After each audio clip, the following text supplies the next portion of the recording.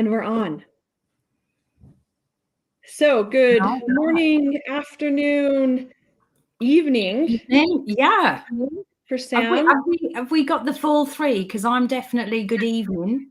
I'm just early afternoon. Your afternoon. Yep. Amanda. And if anybody joining us from the West Coast is going to still be morning. So we've got like the whole. We've got, yeah. Good afternoon.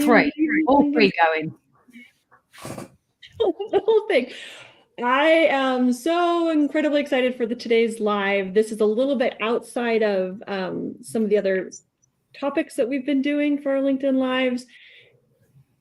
I'm just excited we're here. Okay, so I'm Carissa Peck. My pronouns are she and her. I am the Executive Director and CEO here at Inclusive Agile. Inclusive Agile is a consulting company. We teach other companies how to incorporate inclusion into Agile practices for better overall outcomes in their individual work. So not just tech companies, but we also teach business agility as well. Okay, today's topic, we are going to be talking about journaling. Specifically, we'll hit on for professional and for personal use. These two ladies here, Amanda and Sam. I'm going to tell you the story of how I met Sam and Amanda. It's pretty short. We're driving home in April from a tech conference, and Dee's watching me write in my bullet journal. So I do bullet journaling, planner and journal combined. One of our other founders is watching me write, and they're like, "Hey, you should maybe we could use this. Maybe we could coach people on to do what you do there." And I'm like, no. No. I love doing this, but I do not want to coach other people to do this. Open LinkedIn. Google's been listening to me. Open LinkedIn, and what do you know? Amanda Stern, right in the top of my list of like random people in my feed now. Oh, look, and there's Sam, random in my feed. I don't even know how. But as soon as Dee put that in the universe, both of y'all just showed up in my feed. So that was pretty quick. Yeah, right. It was like that same day almost. So we've been chit-chatting back and forth. I love what they do with their, I'm going to let each of them introduce themselves, talk about what they do in their individual practices, and we will go from there. So Sam, do you want to take it away? Oh, I was going to say Amanda being an A, but yeah, we'll go backwards. So yeah, my name's Sam Kane. So I have the name Purple Reset, which was basically my way of writing online about 2.5 years ago without anyone knowing it was me, because I was a little bit shy and I wanted to do some writing and doing the online digital thing. It was COVID, we had time, but I was just too shy. So I come up with Purple Reset and just quickly, purple, absolute favorite color, has been forever, love it. And reset, well, it's a better term than saying I failed or give up. For me, a reset is, okay, that's not working for me, so I'm going to try it a different way. I'm going to tweak it. I'm going to speak to some other people, and I just think reset, it's something I do every Sunday through journaling, and obviously throughout the quarters and the year. So that's how my kind of name all come together. And then a year ago, after all that online writing and exploring and chatting and meeting people like Amanda, I was predominantly on Twitter. I decided to design some notebooks and journals because plain lines and blank pages don't suit my brain. And I've recently found out why. I need different ways of using a paper physical journal. So instead of drawing and sectioning my pages up, I dived into YouTube, found out how to do it, and then just kind of ran with it. I started with one journal idea, and I've just recently released the 24th. So, yeah. Those are all in the last year, Sam? Yeah. Just over a year now. So it was April the 26th. Completely missed that milestone, that anniversary this year. Completely bypassed me. So yeah, it's been just over a year. Yeah. Fantastic. I didn't realize it was that recent. There's a ton. So we've got a QR code and link up here to go and see. I'm assuming that link tree, I didn't open it. Does the link tree have the Amazon store in it? It's got everything. So if you're looking for the journals, it'll take you to the Amazon storefront. And then if you're looking at the website or other socials, I've got everything in there. It's like a one-stop shop to find what you need. All right, Sam, before we move on to Amanda, I have two questions for you as part of your intro. Tell me just something good. What's going on good in your life right now? And actually, let's just go to that. Tell me one good thing that's going on your life right now outside of journaling, and we'll save it. So if you are following me on LinkedIn, you will know I'm selling my house, and I finally, after we listed the house a couple of weeks ago, we've got 2 viewings. So I'm going through the torturous situation of wanting to sell the house, get an offer, but not wanting anyone in my house.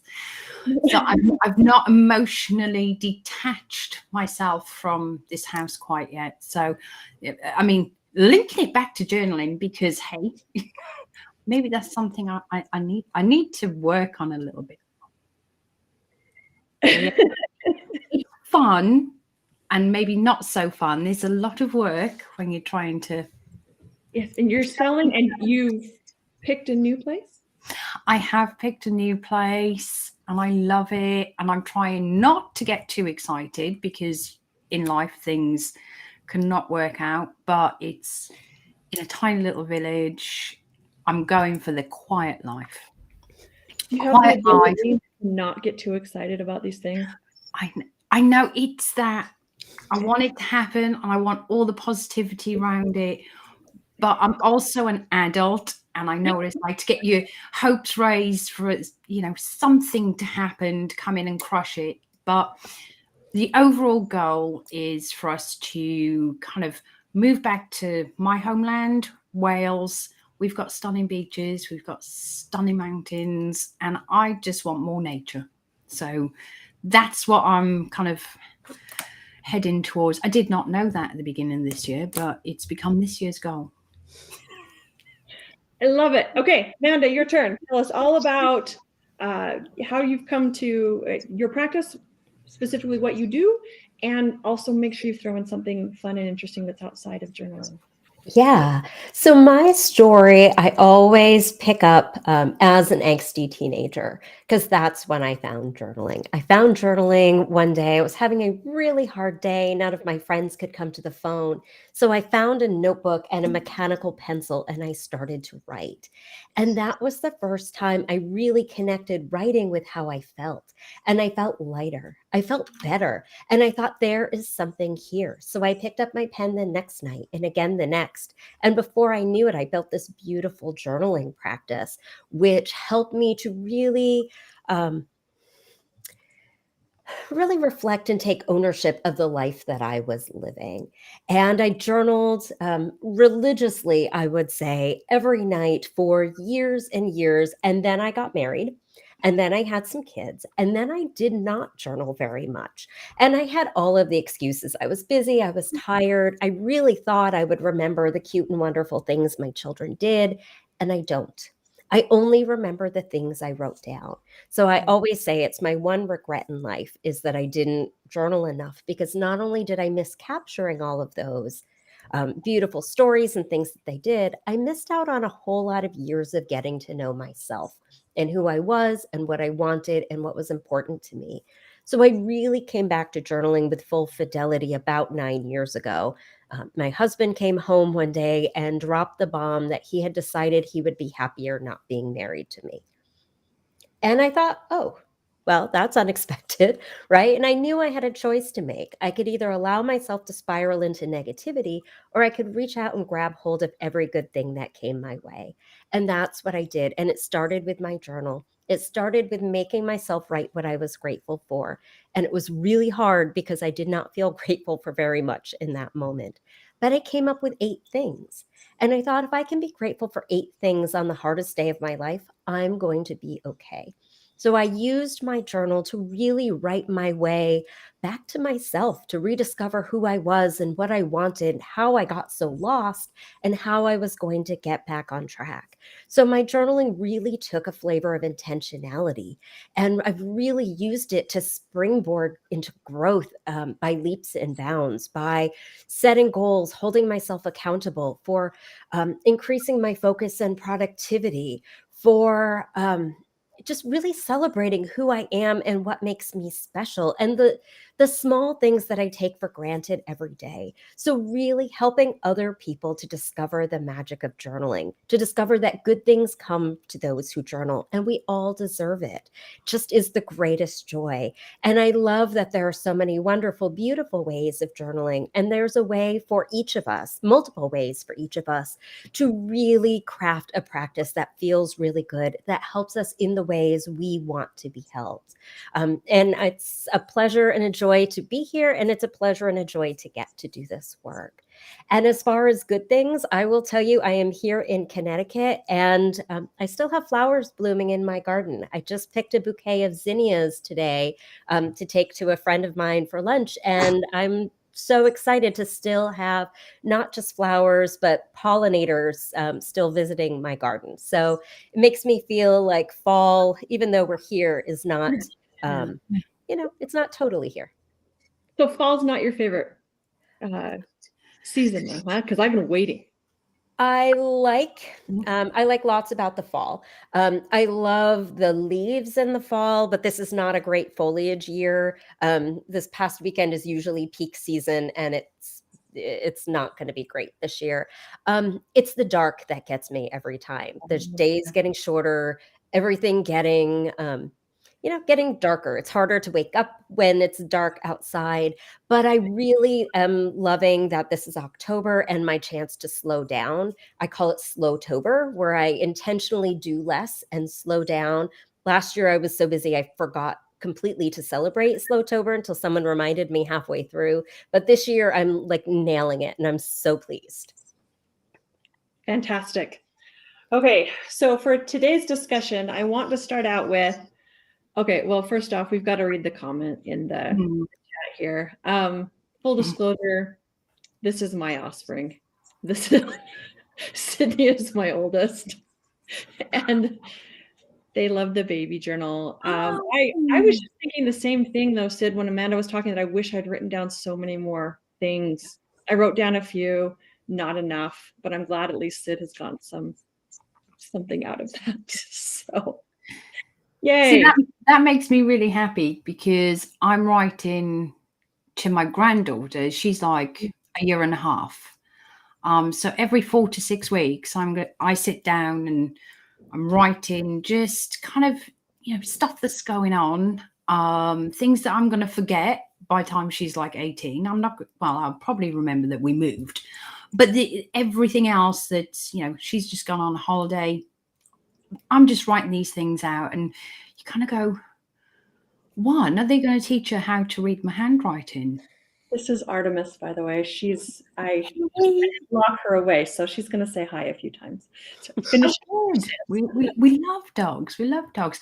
Yeah, and one of the biggest things now for me is when she grows up, when she goes through school, if things are on the same trajectory that they're on right now, where my nephews are doing more typing than writing, and then I spoke to someone else who had to teach their kids to read cursive handwriting, I'm like, I need to teach her.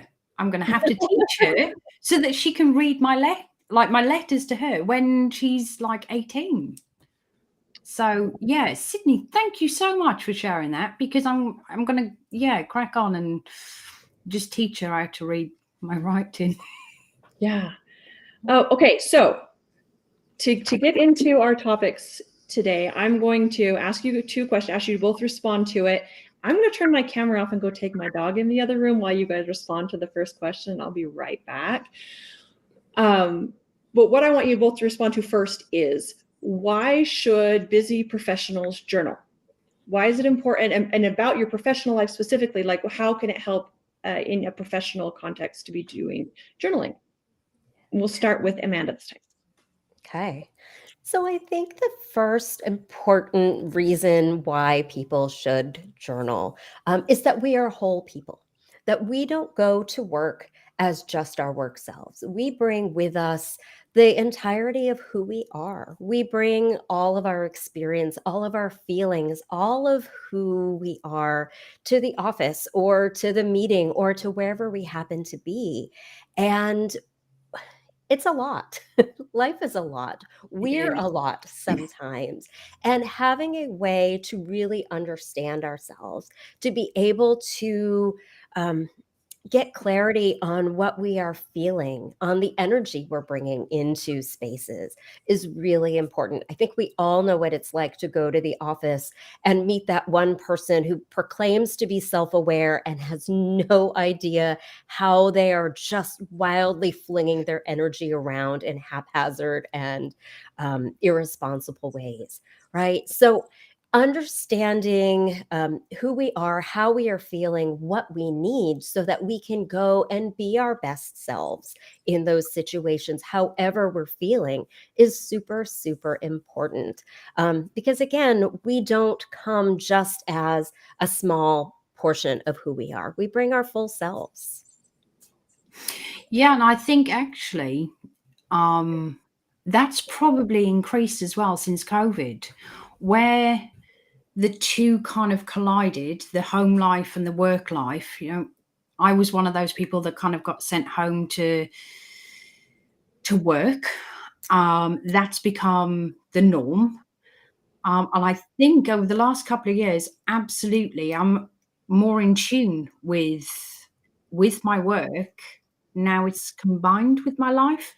So journaling around everything that's going on in the day, because my work's happening in my home, it was important for me to kind of separate those two things out. I've got things going on in life, but at the same time, I needed to keep an eye on what was going on at work, and be more intentional about that. I think for me, when it comes to when we grow up and we get into jobs, it's very easy to sit and type and take notes, and everything has become very digital. For me, the important thing when we're professionals in a workplace, we're still learning. We should be learning until the day we die. That's my philosophy. And for me, the best way to learn, to remember things, for things to really embed, is when you pick up a pen. And I think this is like when we come on to the differences between myself and you, Amanda, is I'm heavy on the pen and paper method. So yeah, when it comes to the studies and the kind of all the efforts that the professors are putting in to look at handwriting and the link, and especially when it comes to learning, development, memory, kind of, we've got dementia later on in life. It's proven that sitting down, writing helps with all that. And then you bring in, when you journal, you build up emotional intelligence easy. When you're writing it down and you see it in black and white, how you might have reacted to a situation or how someone else has reacted, and you journal around your professional day, whether it's what you've learned, some new things, or behaviors, identifying areas that you want to improve. It might be communication. I found all these things come out when you sit down and write, because there's something about picking up the pen, sitting down and going, right, I'm just going to spend 10 minutes on myself and on my work day. How can I deal with these things? How can I understand what other people are doing? Maybe how I'm reacting. So when you journal, you've got the chance to build up so much, from learning and developing on the job right through to communication, emotional intelligence, socializing, and acceptance. So yeah. Yeah. And there's a piece too, a huge piece in reflecting, because it's so easy for us to just get in work mode and do and do and do and move through our checklist without taking that time to be really intentional about what we're doing. So when we can take the time to be reflective, it allows us to assess how things are really going. So when so when somebody says, "Oh, well, how's that project?" Right? It's not, "Oh, my wheels are turning and I'm scrambling to try to figure out what to tell you about it." That as we reflect, we can keep really a running tally of where we are. Like, I love using my journal to really track and celebrate my progress, because so many of us set goals here and we're happy to celebrate when we've surpassed those goals. But there's so much room from where we start to that big goal. And if I don't, speaking personally, if I don't celebrate those baby steps, those little milestones along the way, I'm never going to be able to celebrate when I get to that big goal, because I'll never feel like I'll get there.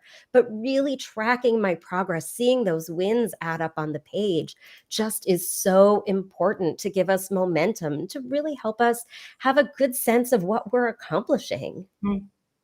See, it's funny because when I talk to clients about journal, I always say it's not a quick fix. This is an ongoing kind of practice. It will compound over time. And it's funny because when you celebrate the wins during the course of wherever it is that you're doing, that feels good. But in the moment, you kind of feel like you're not getting anywhere.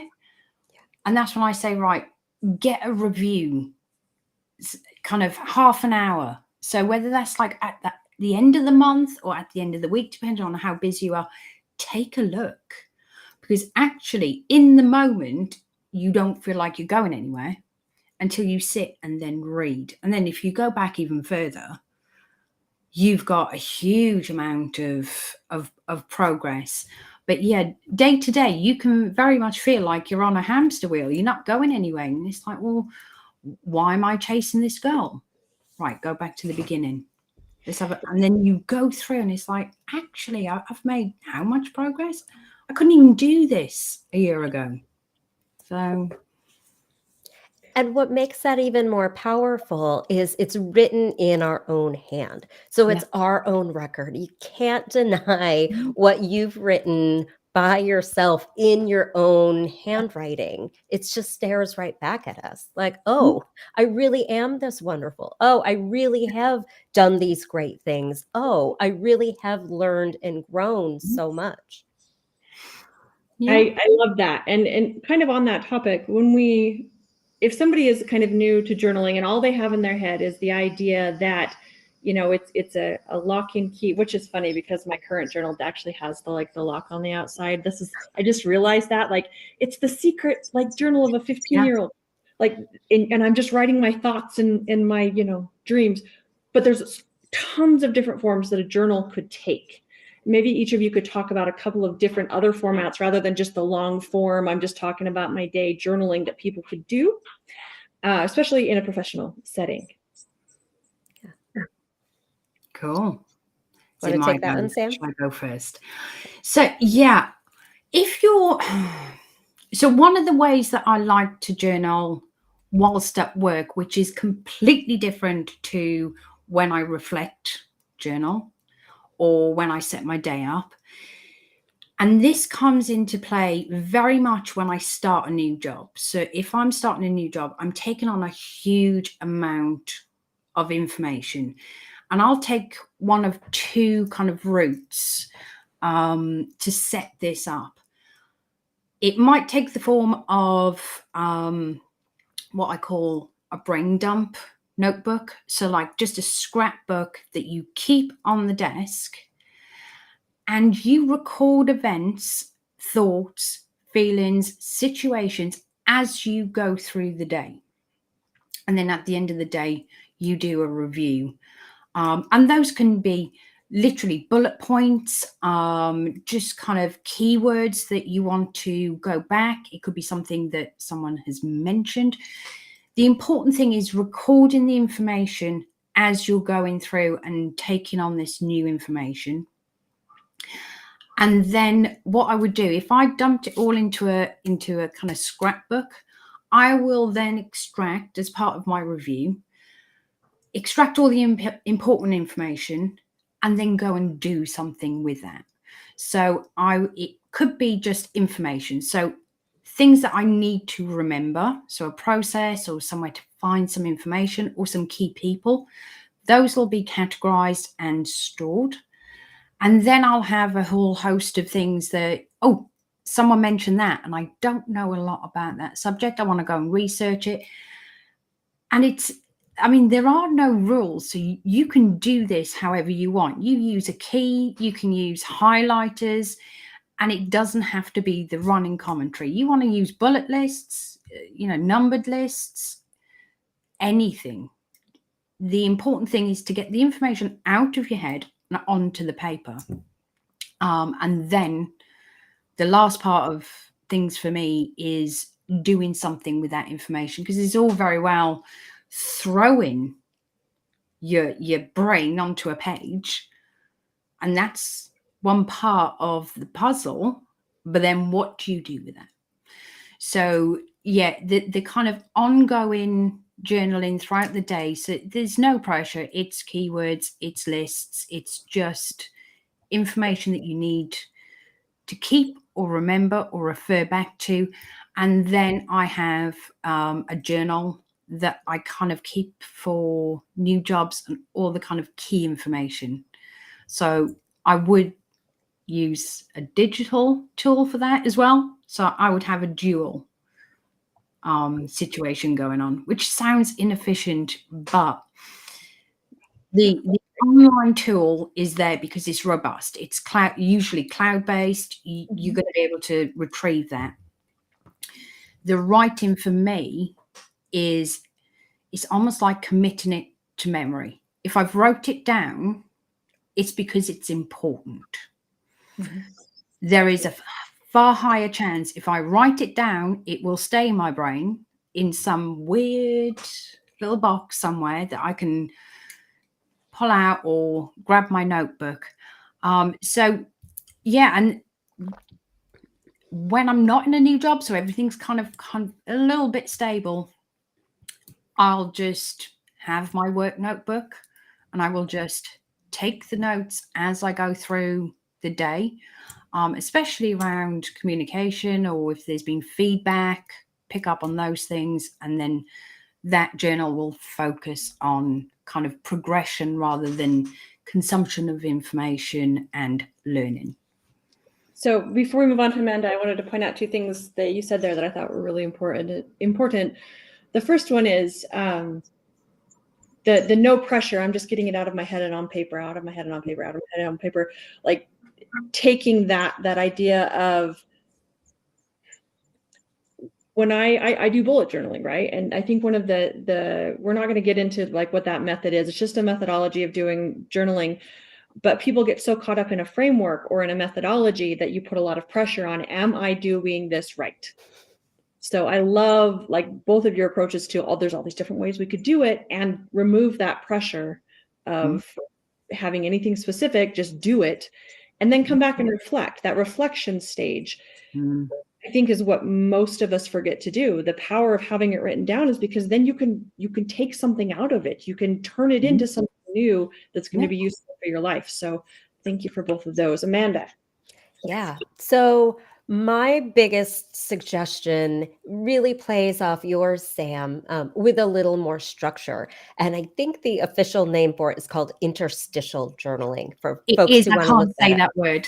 I love it. And I don't do it often enough, but every time I do it, it helps me really zone in and be focused and productive. It is a method of journaling where you journal throughout your day, but you do it whenever you finish a task. So when you finish a task, you jot the time, you write what you just finished, you reflect on how it went, and then identify what's next. And I love that because that gives my brain a chance to wrap up what I did, to pat myself on the back if that's what's needed, to assess, oh, this didn't go well. Well, why? Right? That reflection piece. And then to figure out what's next to really springboard myself into that next thing. And I love, Sam, what you said about just writing things in your journal isn't enough. You want to do something with what you've written. And I think that's such a critical element that so many people have a really narrow view of what journaling is, right? And lots of people journal because they hear it's important and they feel like they should, because we're all here telling you should, but we're not telling you how necessarily. And so many people, I think, get frustrated because they try something and it just doesn't resonate. So they say things like, oh, well, journaling's dumb. Journaling doesn't work. Or the worst one is journaling doesn't work for me, so therefore there must be something wrong with me. So I always like to start, and Sam, I think you do too, to start with the end in mind. What do you want your journaling to help you accomplish? And then reverse engineer it to make it happen. So really, why do you want to journal? Do you want to journal at work so you can be more focused and productive? Do you want to journal so you can have better develop your managerial skills? Do you want to journal so that you can have better relationships with your colleagues, right? Each of those is going to give you a different focus in how you journal. And I think it's really important for us to align our actions with our expectations, because when we expect our journaling will do this magic thing and we're journaling on a path that'll never get us there, right? That's where frustration comes in. That's when people are really quick to give up on journaling or think of it as just something to do to check off the box instead of a tool that can really springboard our lives, our professional lives and our personal lives forward in beautiful ways. Love that. And I need to give a thank you to Amanda, because you taught me interstitial journaling at some point in the last 6 months, right? In our talking. And for me, I've used that almost entirely as a productivity thing and as a focus thing. Get my ADHD brain focused. I've got one thing on the list. I've written it down. I've given myself a time box for it because that's how I wind up using it. And then at the end, I write, how did my time management go? That's the way I've been using that, like the reflections phase on that. Did the amount of time I give myself actually meet the task? Did I put too many things on the task? What distracted me? What pulled me away from it? So using interstitial journaling that way has been amazing for me for focus. Help me like focus on the individual tasks, because I'm just like squirrel all day long if I'm not writing down and keeping very close track of what it is I'm going to be doing. And See, yeah. Oh, sorry. I was just going to say that I can't say that word. Squirrel or interstitial? No. Yeah. I can't say it. I can't wrap my tongue around it.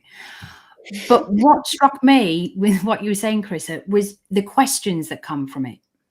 Yeah. And this is where journaling is so unique to each and every person, that me and Amanda could write about a similar thing, but the questions we ask ourselves will be completely different depending on our approach. So you're concerned around, or you're looking at, is my time management correct? Which is great. And not many people say, right, I done that task. I thought it would take 30 minutes, but did it? You know? But these are all the things that it could take you 30 minutes to do it. It could take me 45. Yep. To do the same task. Now, me, when it comes to how I then plan my time, there's no point in going, hey, so how long did it take you to do that task?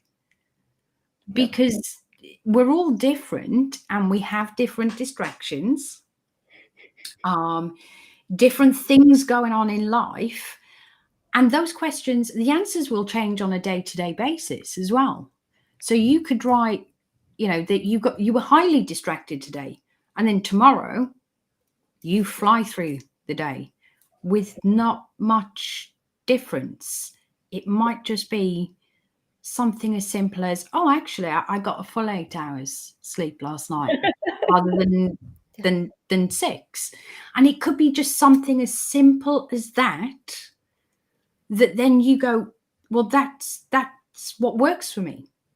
Let's try this again. And that's where journaling is special, is because it's so unique, so intimate for you that you get to ask yourself questions.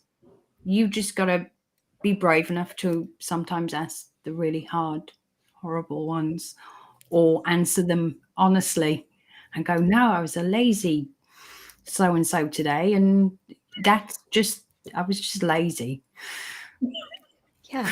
And it's that honesty piece that's so essential, because if we can't be honest in our journals, they're not going to be helpful to us. Yeah.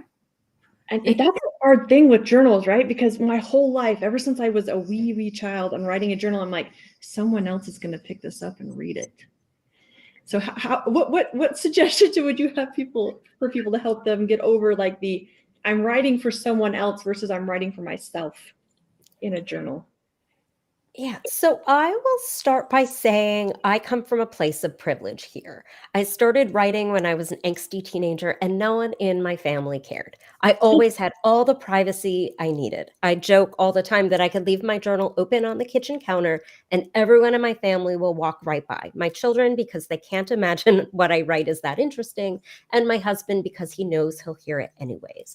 So I realize not everyone has that luxury.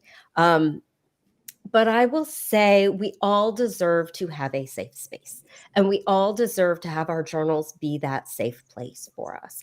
And sometimes it's a matter of not making a big deal about things. You know, I know when I was a teenager, if I said, this is my journal, no one read my journal, then that's an open invitation to like, hey, go read my journal when I leave my room, right? Sometimes it's leave it out of sight.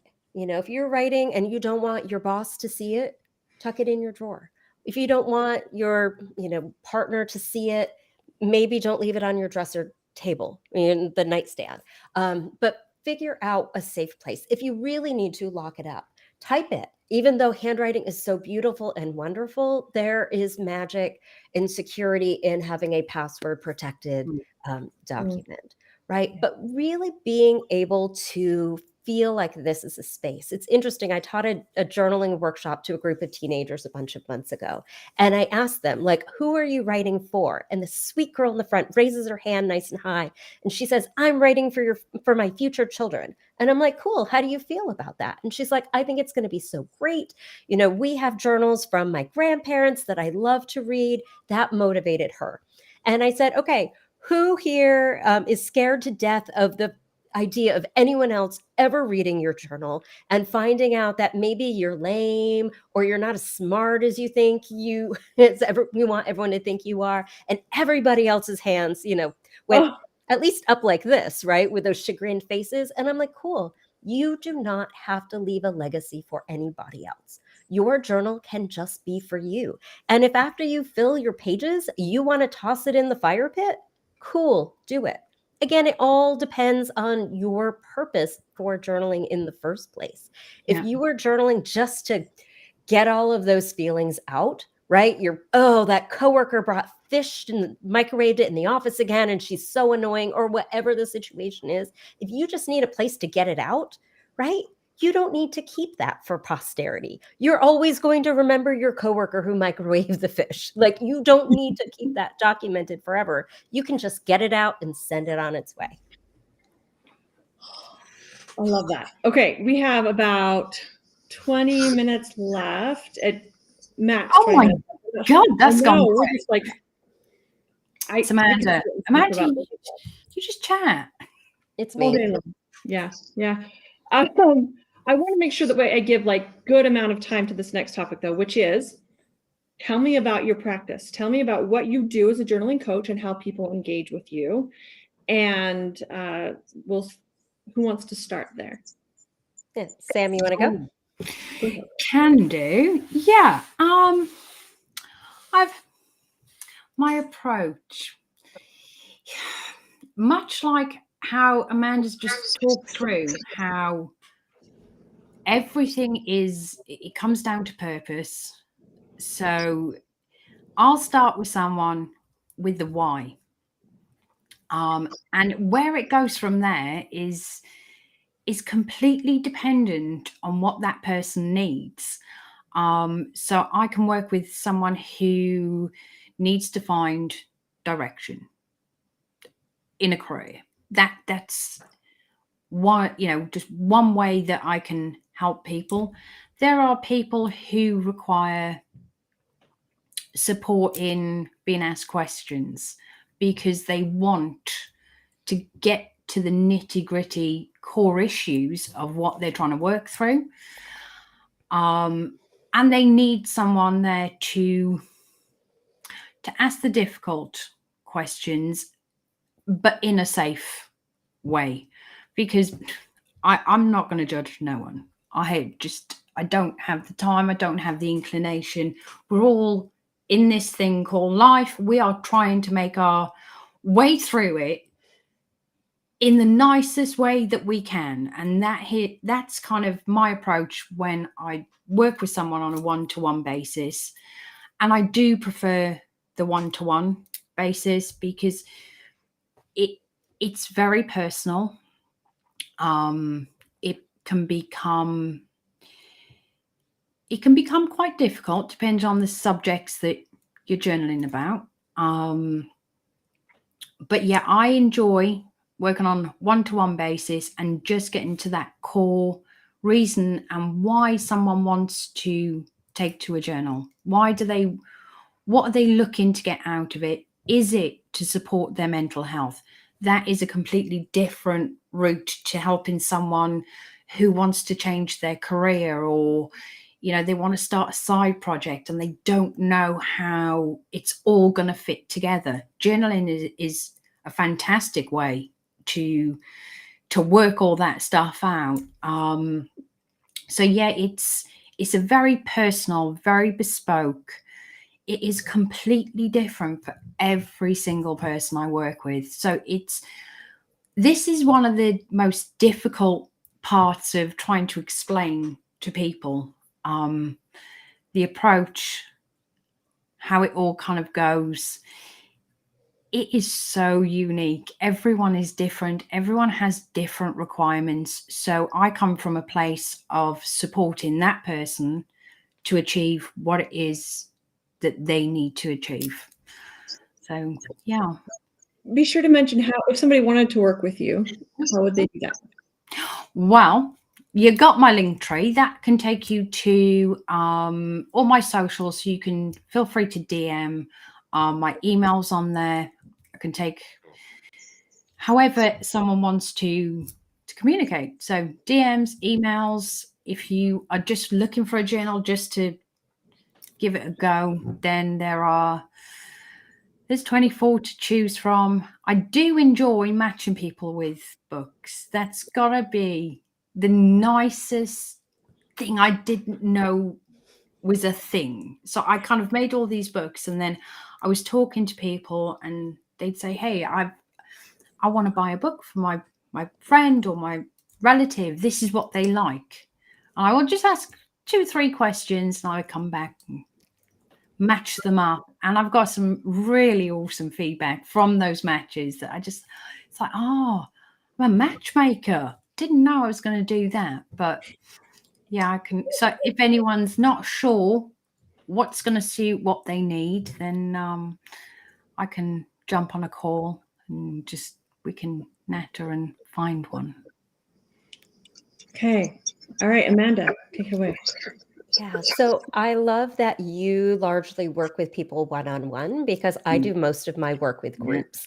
And I have found journaling in groups to be the best way to grow and the best way to grow community.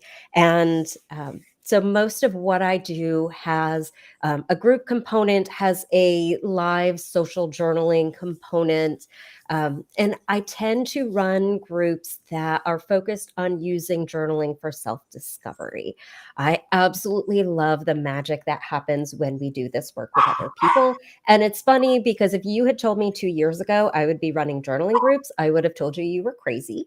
I would have said something akin to, that's weird. I would never invite you over to bring your deck of cards to play solitaire at my table. And to me, journaling with other people was kind of like that. And then I did it. And I saw firsthand the magic that happens. So we start in the same place with the same prompt. I set my timer, and while the timer's running, we go on this adventure. And we just dive deep, and everyone gets to go on their own discovery journey. And when the timer goes off, we come back together and we are able to share where we've been and what we've experienced. And this is the magic I never expected, because as we're sharing, and no one is ever required to share, no one is ever expected to read what they wrote. But as people share and share things like, this prompt was hard for me because, or, oh, this thing came up for me that I didn't realize. Oh, I made this connection. I love to not just listen, but to watch the other people in the room as their eyes light up and you can see the light bulb go off above their head and pens start scribbling frantically as people are like, oh, what she just said, that's what I meant. That has been my experience too. So in this, we're learning and growing together. And yes, we can do this work on our own. And yes, we should. And also having a group, having a safe place to do this work together can be so hugely beneficial. It's like hiking a mountain, right? You can do it by yourself, but at some point you're going to get to that ravine right before the summit and you're not going to be able to cross, right? So to be able to turn around and say, I have this big stick, and someone else says, well, I have this big stick, and someone has a third stick, and someone has some rope, and you tie them together and you make this makeshift bridge, and all of a sudden you're at the top of the mountain together, just is the coolest thing. And what I did not expect was the friendships and the connections that would form, that people who come into these groups leave as friends, even if we are just together for an hour. It's amazing. So I run a membership program that is about to get rebranded with a better name. Right now, it is the Journaling for Growth membership program. This is a service where every month we journal our way to a different topic, really with a design of, what does this mean? How can I live a better life?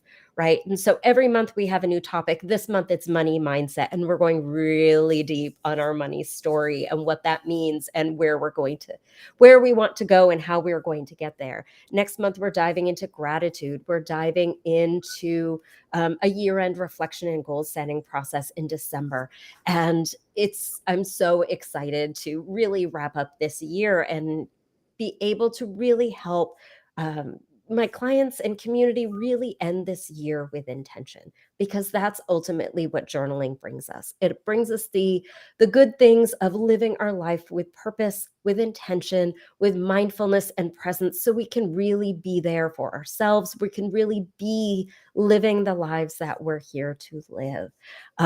So I work with people in all kinds of ways. Really, the group programs are my signature programs. I'm going to be launching in January, or running in January, the most exciting program I've ever done. It is an 8-week self-discovery journey, using journaling as the tool to integrate all of those different assessments so many of us are keen on, right? We take our Clifton strengths, we do our Enneagram, we discover, we have our human design chart read, right? And we get the results and we're so fired up with what they mean. And then we forget because we get distracted by the next shiny thing. So in this 8-week program, we're looking at all of those things. And every week there's a new tool and we look at how to integrate them all into what we already know about ourselves. So by the end of it, it's, oh yeah, here is who I am and here is why who I am. And this is the strength and goodness and really all the good stuff I bring into the world. So I'm so, so excited to launch that. So people can find out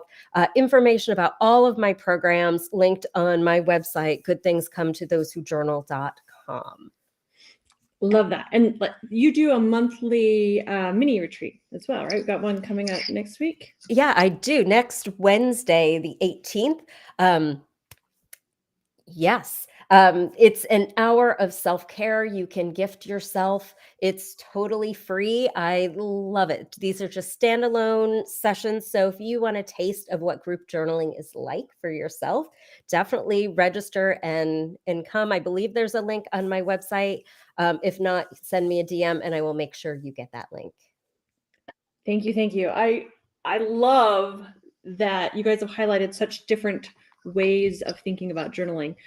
Sam, the books that you've put together, the format to help give people prompts, and the individual one-on-one coaching versus kind of some of this group coaching and working through prompts that way. I don't think, even though I've journaled forever and ever, I don't think I would have come up with, hey, look, there's all these different ways to do this. I have no idea. No idea that people are out there in the world doing coaching in these different ways. So we keep saying we need to get together, right? Like we need to like show up at Amanda's house because I think it's maybe in the middle. Is it then? Really? Sort of, because she's on the East Coast. I'm closer to the West Coast and you're across the pond. So it's a little sort of. At Amanda's then. Okay. No, At Amanda's then. Next week, everybody get on a plane. We'll just show up at Amanda. I don't know where you live. I'm just making this up. I would tell you my address, Carissa. I would share it. I would host you. Come on over. Okay, we are just about out of time. I did want to touch on, before we finish, like any of your favorite tools that you haven't talked about yet. We've hit on a little bit around the corners of some of the ways you guys like to do this, paper versus computers, whatever. But are there any specific software programs or specific kinds of writing instruments or books or things that you like to use for journaling as tools? And then we will wrap up. I don't know if we haven't had any questions specifically. Oh, we did get a comment though from Kat Shaw. Sam matched Kat with journals and it was awesome. I did. That was a fun one. That took me over 24 hours to think about. Oh, wow. That's fantastic. Oh yeah, this isn't a 2-minute thing. When I sit with people, sometimes I got to go away because it's not as easy as you might think. Okay, awesome. Sometimes I might have to make a book for someone, you know. I'm waiting for that one where I can't match and I got to make one. So I don't use anything fancy. This is my journal. I've used some version of this for the last couple of years. It's a hardcover book. It lays flat. It has fairly smooth pages. The lines are thinly ruled. That's my jam when I journal. And right now I'm using a Sharpie S Gel fine point ink pen that I only use for my journaling. I don't use it for anything else. It's in black. But my other favorite tool is a do-it-yourself tool because I couldn't find a journal that I wanted and I needed some structure. So I created this one pager for myself. So I always say I don't create journals. I'm not interested in creating journals, but I do these things for myself and for clients. This is, I call it sometimes my intentionality dashboard because it's really what it is. It gives me my schedule for the day, my to-do list. My habit tracker is here. I haven't filled it out yet, but a place to record 5 conversations that I want to have. I track the phase of the moon and the weather. I give myself a place to remind myself of my theme for the year, my Ikigai verse that I created, my new moon intention. I put an affirmation here, usually, unless I pull like a tarot or an oracle card, which I often use in my journaling. And then I have some intention setting questions that really help me decide how I am going to show up and what I need so that I can be supported in all of that, which really started out because I couldn't find a guided journal that really gave me what I need. And I have this problem where once I close the pages of my journal, I forget what's in there until I open it again. So it lives on a clipboard, it lives above my desk. And so that way it's top of mind all day. So it's a little flavor that's similar to what Sam does, but I'm able to customize it to exactly what I need. That is my current favorite tool. Love it. Take it away, Sam.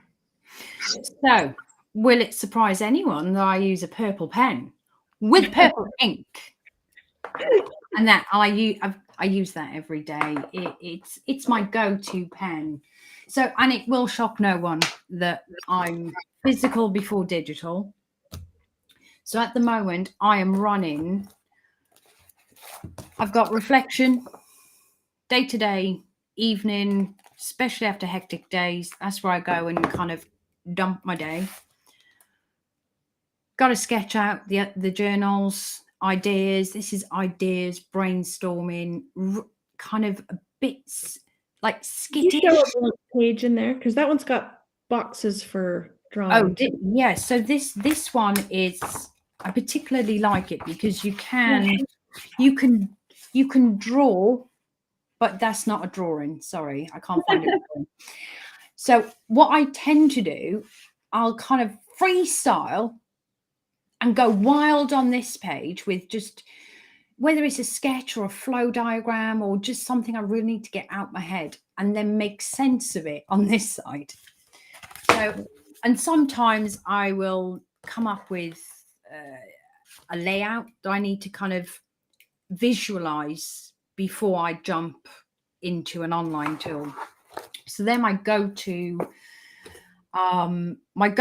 physical journals, and then I've got one for the kind of action, so keeping on top of people I need to get back to, things more to-dos, tasks, reminders. So I've got a book for that.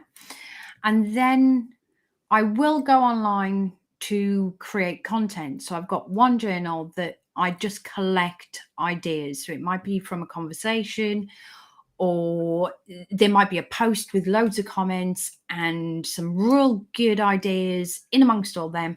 I've got another journal I'll pull all that out into. And then when I need to kind of sit and create some content, I'll do that in just a Word document or a Google Sheet document, and just transfer the important stuff then onto the kind of the digital tools. But I've pulled away from a lot of the digital tools. I was very heavy into Notion. I don't know if anyone's used Notion, but I got too caught up with designing. I got carried away with making it look really cool that I wasn't doing anything. And I found it difficult to write in Notion, like creating any content, because I'm dyslexic and my words are all wonky. And I need something with red squiggles for that one. Okay, thank you. We are just about out of time, and my producer here is reminding me that I have neglected a thing that I was supposed to mention in each of our LinkedIn Live events here, that Inclusive Agile is a 501c3. We are a nonprofit, and our work is funded in part by donations and so if you would like to support the work of Inclusive Agile, there's a QR code on the screen there to donate. And I just want to say thanks to both of you guys for all the ideas and information that we've gotten today, and for all the support and friendship over the last few months. I tell you what, this has been a journey, and I'm personally grateful that I got to meet each of you through your work here. And anyone who is looking for a coach, I don't think you could ask for any better than either one of these two. So bless you all. Yes. I think a lot of us kind of in the LinkedIn journey have kind of make the friendships, and it does go a little beyond just kind of comments and posts, and I like that. That's what I like about technology. I'm not all against technology. It has its uses. I love it for this. I love being able to jump on and see you guys, talk to people, meet people. Technology is wonderful, but if you want to learn and develop and grow, pick up a pen. Pick up a pen. I absolutely agree. I have to do mine. My favorite tool is your journals. I love your journals. It's a dotted grid. I have to have a dotted grid notebook so that I can just go crazy, but also have lines. Yes. You can have wherever you want with a dot grid. Yeah.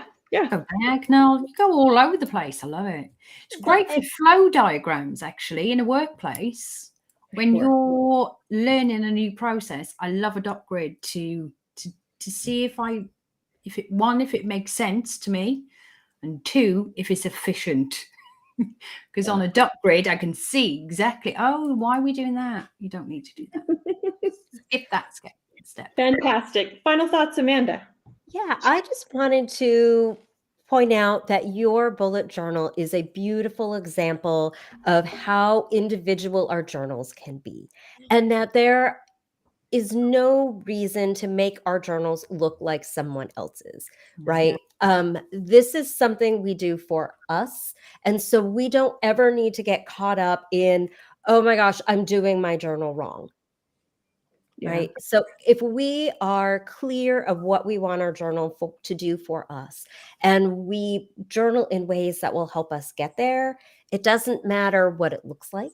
It doesn't matter how neat our handwriting is. It doesn't matter how pristine our spelling is, or how straight our margins, or how many colors we use, or whatever rules we have made up in our head that journaling should be. Journaling can be for you whatever you need it to be. And I think that is the biggest gift journaling can give us, is the gift of being able to bring us all of those good things in our own way. Thank you, thank you, thank you. I think we will end there. I will talk to you two soon, I'm sure. Good luck with all of the house stuff, Sam. And Amanda, I can't wait to see your launch at the first of the year. I'll be watching that closely. Yeah. Very cool. And we'll talk soon. Excellent. Bye, everybody. See you soon.